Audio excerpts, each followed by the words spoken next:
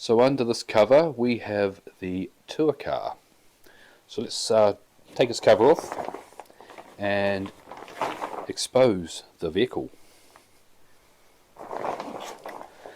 The cover's really just to keep the dust and garbage off it, but the reason I'm unwrapping it today is we've got a show coming up next weekend where the tour car is going to be on full public display for the first time since about 2007. I think it was the last show it appeared at. So I thought I would take this opportunity to do a bit of a video on this car and its, I guess, its big public reveal. We did a little reveal video just for some fans a while ago, but this is the full public reveal. So if you want to find out more about this car, there is a few other videos on the Historians channel on this vehicle and the restoration process. Anyway, I'll finish getting this car unwrapped and then we'll shoot outside and give it a bit of a clean and a... Right, so we've got the car unwrapped, and there is a wonderful Carl Casper Hollywood Productions dashboard that was built using the original studio molds, and the correct vinyl seats which the car originally had. Unfortunately these seats are not original, they were removed by the previous owner of this vehicle, and subsequently I've had to replace them, but they are exactly as they were when this car was touring back in the 1980s. The really cool thing about this car in my garage here is the fact I also have my other replica, and the extra cool thing about this is when I look through the two vehicles, you get the season 3-4 dash and you get the tour car season 1-2 dash. So best of both worlds. Anyway, let's get this car out and give it a bit of a clean up and see how it's ready for its show. Right, so open up the hood here, and there is the engine. Very much stock, this engine. It's sitting on a battery conditioner just to keep the battery charged up, as it doesn't get driven very much at all. This car's not road legal in the sense it's not registered or has any it hasn't got any legal right to be on the road. So apart from a few quiet run through on the block to give it a run every now and again, it doesn't actually go anywhere. So it will be put on the back of a truck and taken out to the show, which is about 20 to 30 kilometers from where we are at the moment. So it'll be put on the back of a tow truck and taken out there. But this is the engine. It's a stock 305 engine, nothing special about it. It's got no extra special things. The only thing it's got obviously is a scanner and the Knight Rider nose, but apart from that it's very much a stock engine. The air conditioning has been removed, mainly because the air conditioning pump was failing and it didn't work anyway, and the emissions guff has also been removed from it too, so it doesn't have the air pump anymore, and the other bits and pieces. This does actually still have a catalytic converter. I hate to think what condition that's in, but it is still fitted. The car itself has done about 15,000 miles. It really hasn't seen a lot of use because it's been a tour car for most of its life, and apart from starting up and driving on and off a trailer, that's about all it's done. But it was previously owned, before it was converted to a tour car, it was actually owned, I think it came from Kentucky, somewhere around there, and it was bought by Carl Casper, so it did have a life before being a tour car, albeit a short one. So about 83 it was taken or purchased by Carl Casper from Hollywood Productions, who then converted it into the tour car. But prior to that, it was on the road somewhere, presumably around Kentucky. It was a black and gold hardtop Trans Am. It had the T-tops, the aftermarket CNC T-tops added later, so convert it to kit as a tour car. But when it was running around Kentucky, it was it was likely to be a hardtop with the black and gold trim. In fact, when you open the doors, you can actually see evidence of the gold trim. So just going into the car, it's, as I said before, the Carl Caspis dashboard. These are actual 5-inch black and white CRT tubes. The one on the right works, the one on the left is just a dummy. The buttons are all non-functional, they're just literally pieces of acrylic with labels on them.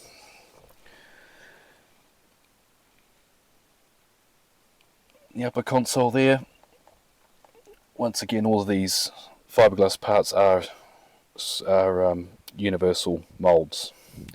The dash is absolutely non-functional, and when I put the battery on it will light up, but that's literally all it does. It's not functioning, it doesn't have any function apart from illuminating.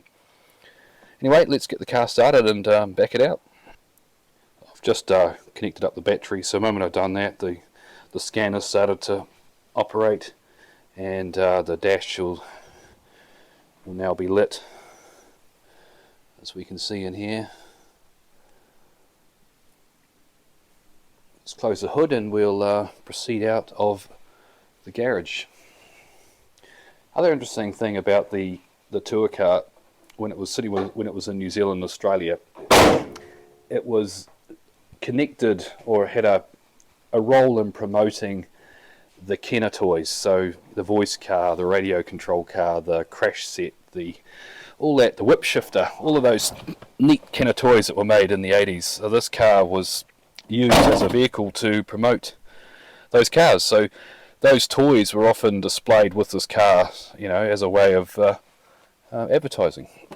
That's another bit of interesting, useless trivia for you. Kit's trying to talk. There we go. We're running. Carbureted car. There's a bit of a pump on the old accelerator to get it to start, but it actually runs pretty well, this car. Oops. Apart from having pretty much no maintenance up until the last few years when I've got hold of it and given it a bit of a basic maintenance, replaced the fluids and made sure it runs alright. The good thing about this car is it's always been kept under cover, so it's got zero rust and it's in perfect body. The body's in perfect condition, which is very important. Just watching the mirror here, making sure it's not going to strike anything, and out we go.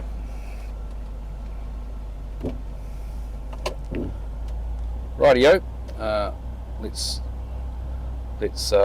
give this car a bit of a clean.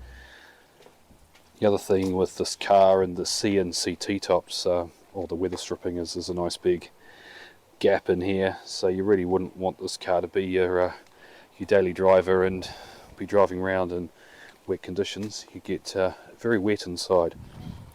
The other interesting thing is the BF Goodrich tyres. So all the tour cars, it's a good giveaway with the tour cars, and even the screen used cars that were later converted to tour cars, is they all have the same tyres. And the reason for that was there was a promotional deal with BF Goodrich with the tour cars. So it is one of the telltale signs that the car was potentially used for touring if it has these tyres on it. So these cars are all original 80s tyres. They're pretty good. There's a little bit of deterioration, but certainly no major dry rot issues, and they are holding air, which is also very important. So right, let's start giving the car a clean.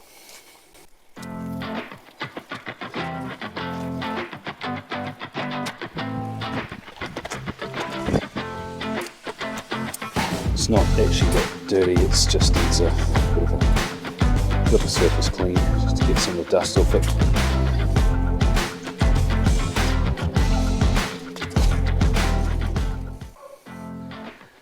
Now the car's had a bit of a clean once over. Hello cat. There is now the requirement to give it a dry. One thing with these black cars, or any black car, is the sun and water spotting, so it's really important to dry it off as soon as you can to prevent that, although I have chosen the time of day to wash this where the sun is not out, and it's relatively cool. Shouldn't have any issues, hopefully. And the other reason for drying this car so quickly as well is because of the amount of leaks it has in it. There's already water running down the inside of the window there. So the lack of waterproof ability of this car is a very good reason to not let it get wet and dry it very fast.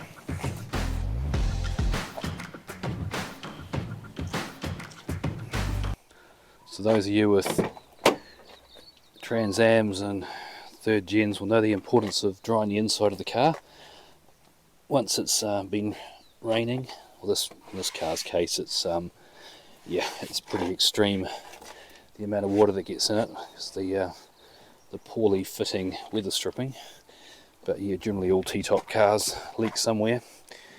If they don't, well, you don't think they do, you're not looking hard enough, unfortunately. But that's one good thing about this car, is it doesn't really go outside in the rain, so it's not that important as it leaks a bit.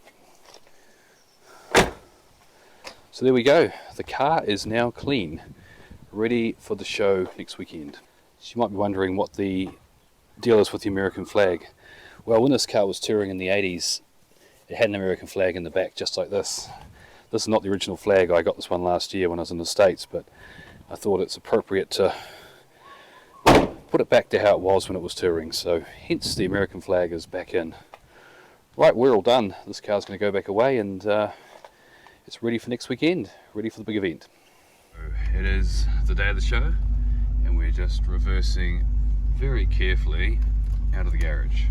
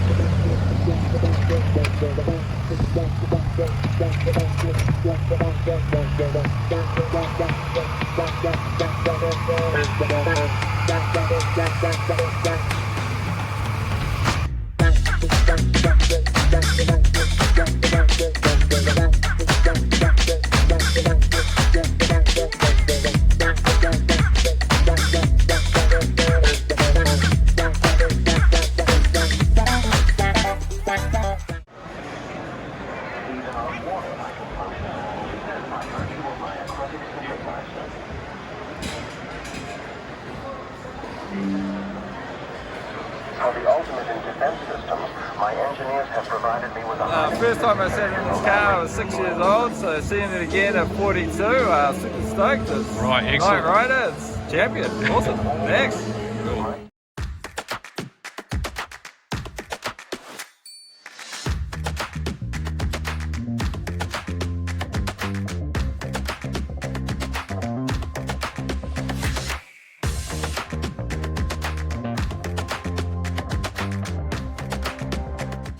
Tell us your story.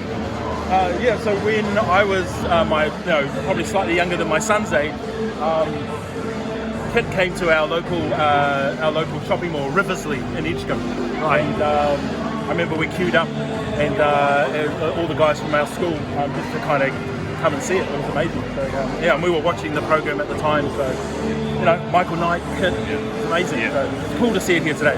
What's it like to meet it again? Yeah, no, it's like a total blast from the past. I've just texted all my old, my old fogey mates, and I was like, Kit's here, you guys are going to come down. So, awesome. It's a real kick. It's awesome. Thank you.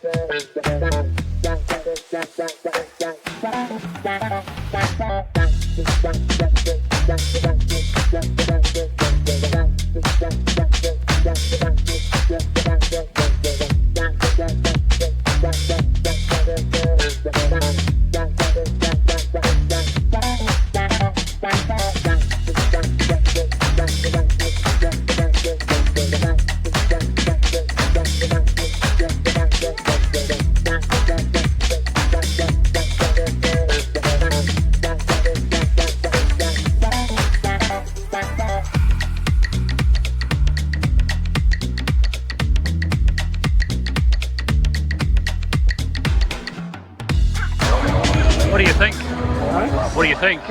Impressive? Awesome. That's something beyond the dream. Beyond the dream. Absolutely awesome. Thank you very much, guys. No worries. Filming a television series is a man. Who would have thought a car made me that happy?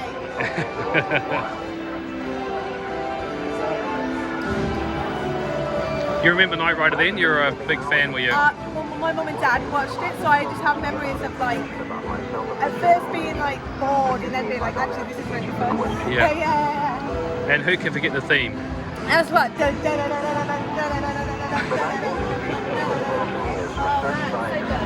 want to sit inside. Yep. Yeah, Is grab that a seat. okay? Yeah.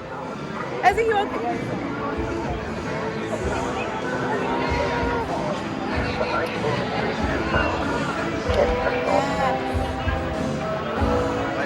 Yeah. Was it big in the Philippines? It's quite big actually, but I can't remember which channel. Right. It's Knight Rider. It's just something memorable back then. You know, it's about good guy always winning, helping people in need, and the bad guys getting their ass kicked. Yeah. What's it like seeing the black cars?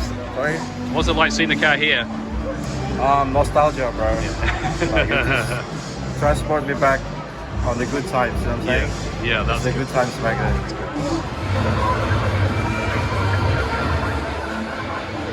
Do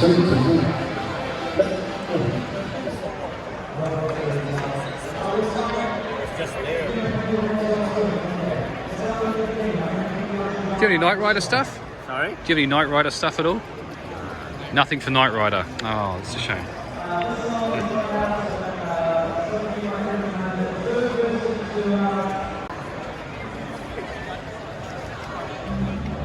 Do you have any Knight Rider toys? That's a shame. Well, that's a shame. I do click Hot Wheels and Xbox, Yeah. but I didn't bring any with me. I only bought Nike stuff. Oh, that's a shame. Yeah. Well, but Because you've got the genuine kit car down there, so it's a shame we didn't have more Knight Rider toys. I've got DeLoreans as well. Yeah, I'll have you. Michael safely to his destination, even if he falls asleep.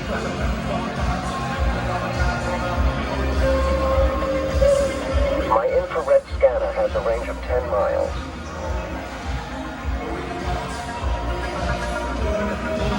A trajectory guidance system launches me at any...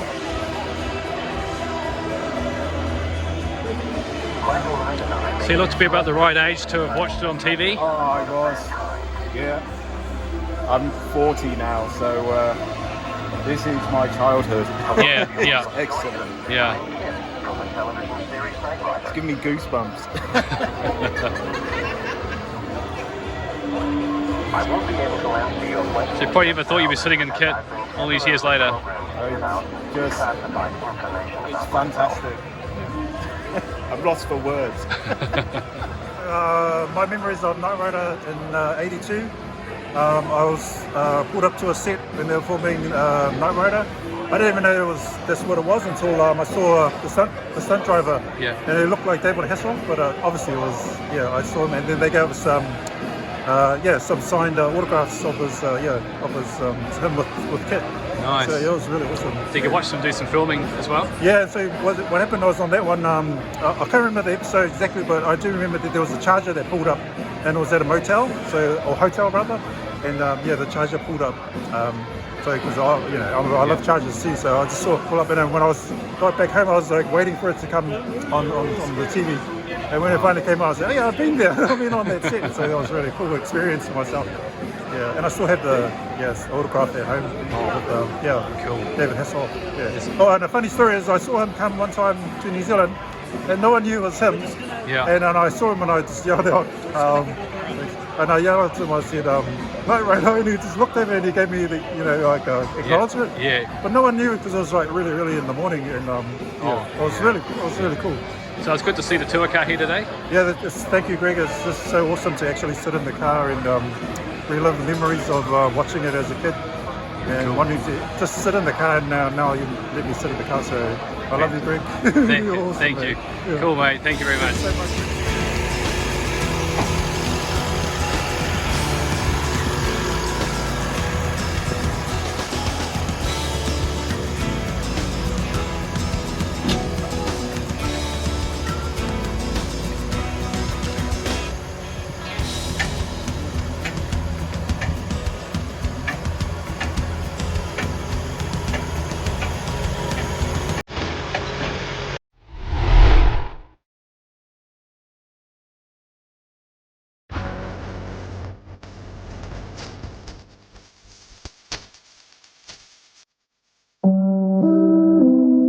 friends, it's me, Kit. When I'm not out fighting crime, I like to follow my friends at knightriderhistorians.com. Check it out.